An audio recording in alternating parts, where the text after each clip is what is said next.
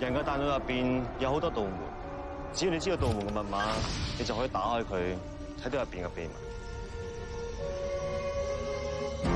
我有個遊戲要同你玩。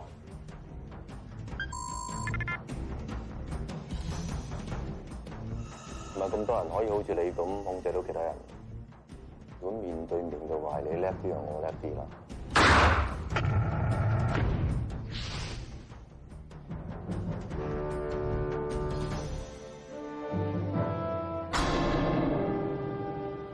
我一定會幫到呢一番。呢度唔應該係你話事。